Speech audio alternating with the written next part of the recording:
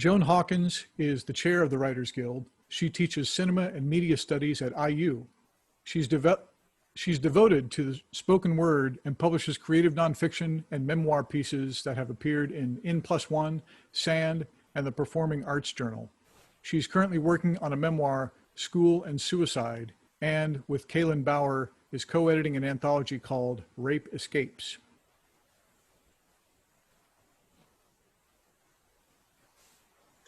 So thanks to 4th Street and thanks to Tony for organizing this.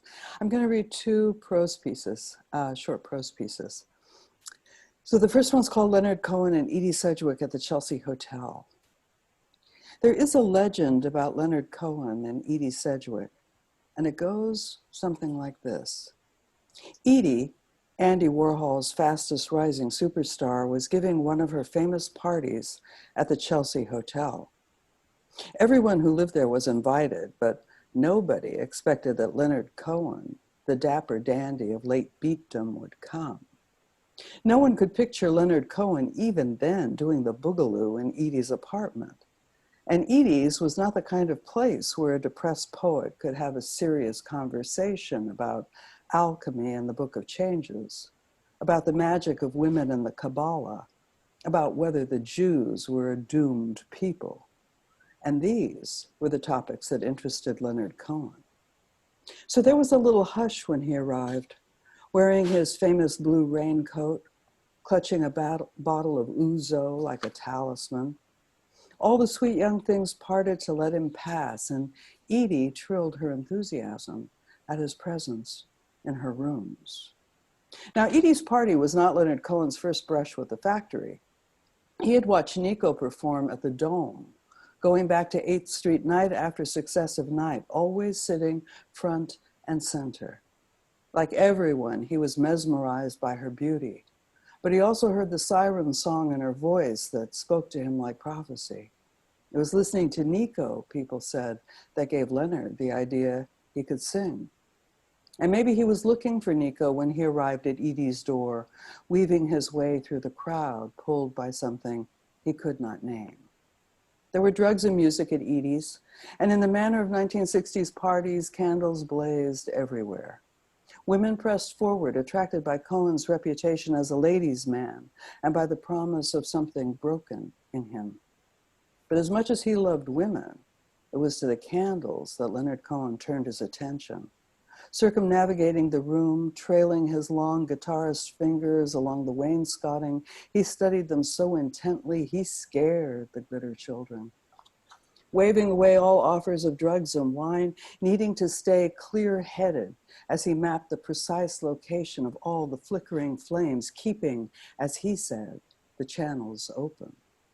Round and round the room he went, calling up every bit of arcana he knew, wanting to make sure, reluctant even then to spoil the party, reluctant to ruin Edie's good time. But when he knew for certain, he took someone aside. A man, probably, since Cohen was a patriarch at heart.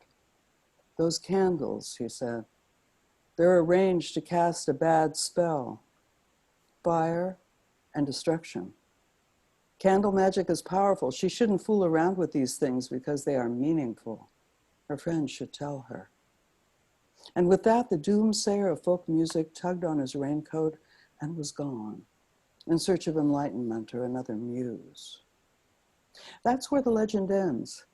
Nobody knows if Edie's friends warned her, told her that Leonard Cohen, who knew a thing or two about the occult, had read the candles and seen disaster, or if they did, what she might have done to outfox fate. But one thing is known, a matter of historical record. The night following this particular party, Edie's bed caught fire. Edie woke up just in time, made a dash for the door, and collapsed in the hall in a speedball daze, her friend said. Her hands and arms were badly burned, her room gutted. Her cat, Smoke, died. Her friend, Bobby Anderson, went to the hotel a few days later and rummaged through the ashes to see if anything was salvageable. There was nothing left, just a hole in the floor where the bed had stood, and some lacy remnants of melted wax.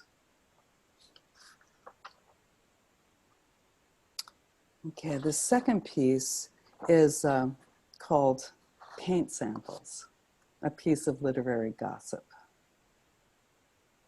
In early punk San Francisco, there was a poet, at least that's what he called himself, who specialized in reading paint samples. You know those paper color swatches that paint stores give to prospective customers, the kind that have the color's name printed prominently on the bottom of each color swatch? Jason would come to the family pharmacy, to the Owl and Monkey, to the San Francisco State Poetry Center, carrying rings of paper swatches. And for 5 minutes, he would dramatically intone the names of colors: cerulean blue, pansy, flamingo pink. Now, I said that he specialized in such readings, but to be precise, that was all he ever read: color names. It drove the older poets crazy. In every other respect, Jason was a model citizen. He never heckled or catcalled, never harassed the women, never went overtime. He ordered food at cafes, he tipped the server, he shared his table. He was, in short, a prince, but he read paint samples. And as I said, he drove the older poets crazy. Now, these weren't just any old older poets. The Poetry Center was founded by Kenneth Rexroth and Michael McClure. Ferlinghetti also always came to readings. Ginsberg and Denise Levertov showed up whenever they were in town. Stan Rice habitually came, and they all uniformly hated Jason. The Greek poets, Nanos Valeritas and Thanasis Maskaleras, were particularly put out. They had fled the totalitarian regime of the colonels, but thought anything was better than listening to this guy read. The problem was what to do about it. Now, some of us younger poets thought Jason had a point, albeit one that had been made many times, namely that anything read with the right timing and intonation can become poetry. Cerulean blue, pansy, flamingo pink. And that the poet's gift might be less one of creation than of recognition, the ability to stop the free flow of ideas at the right moment, the moment when you find the one perfect phrase. Yeah, Maskaleras would say, in that patient teacher voice you use with the young'uns. But once you make the point, you move on. You don't keep hammering away with the same paint samples as if it were an ongoing work. So there we were. The Éminence Gris decided that action needed to be taken. They couldn't just ban Jason. As I said, he was a model citizen. So they had to come up with some general rule to cover his case, but everything they tried only made things worse. A decision that only original work could be read, for example, inspired a group of spiky-haired punk poets to stage a dramatic reading of the opening 2 stanzas of Allen Ginsberg's Howl, and directly challenge Ferlinghetti to come on up and drag them off the stage. A moratorium on open mics inspired a group of feminist and African-American poets fed up with the San Francisco post-beat white boy poet culture to stand outside the Poetry Center with placards and a blowhorn. In short, it got gnarly, exposing all kinds of divisions: gender, generation, race, that we like to pretend did not exist in poetry land. And through it all, Jason sat, and when he could, read paint samples. Now, I wish I could tell you this story has a nice, neat, happy ending. Some kumbaya moment where Gary Snyder came to town and got us all to bury the hatchet. But really what happened was that Jason moved his operation. He stopped coming to San Francisco readings and started reading paint samples across the bay in Marin County with the same effect.